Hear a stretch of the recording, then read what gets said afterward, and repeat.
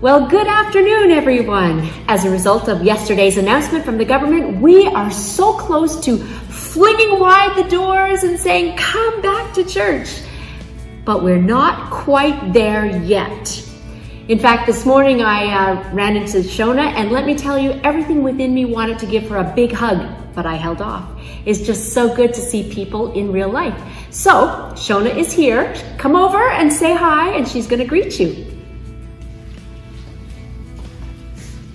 Hi everyone, I am so excited that we're almost there and we'll get to see you guys soon.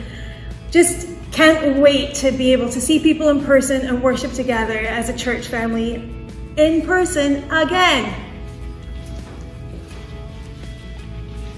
So what I do want to say is, even though we're really close, we're all pretty excited about the government's announcement yesterday. As a denomination, we are waiting for a unified plan. That means that the Salvation Army all across Canada, we are waiting so that we can do this together.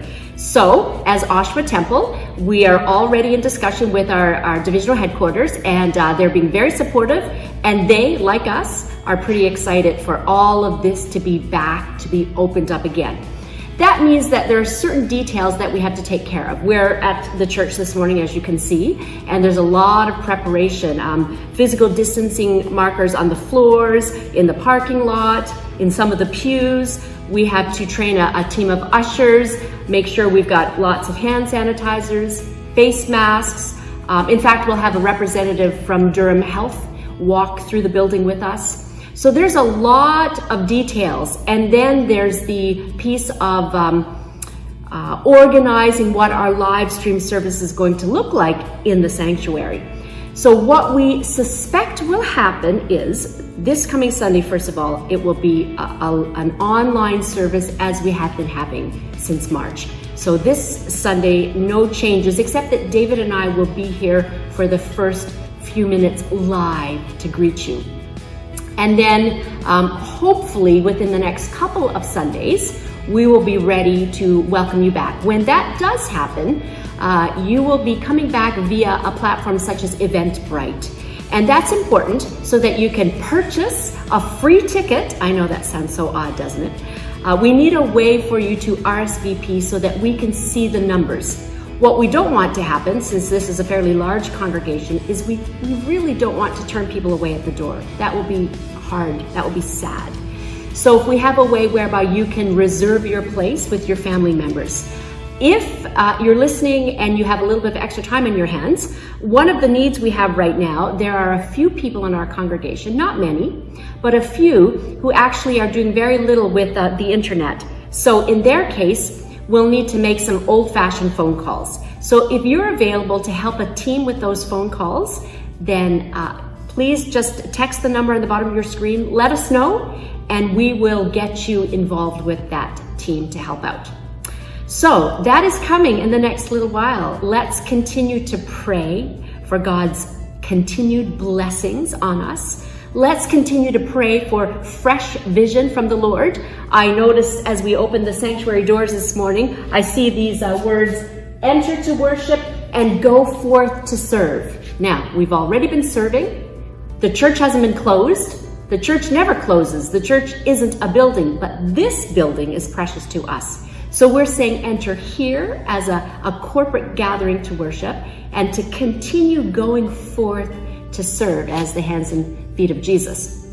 So pray, prepare yourselves, prepare your hearts, buy a face mask or make a face mask, do whatever you need to do. Stay tuned into us as we anticipate regathering.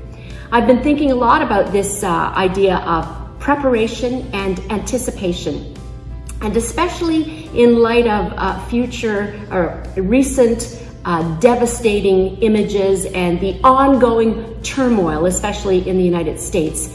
And I've been thinking again, as many of you have, I'm sure, of Mr. George Floyd. And I'm reading that he was a follower of Jesus. Now, that touches my heart. That gives me so much comfort because of the horrendous way this gentleman died, the way he was murdered. Really, we need to say that.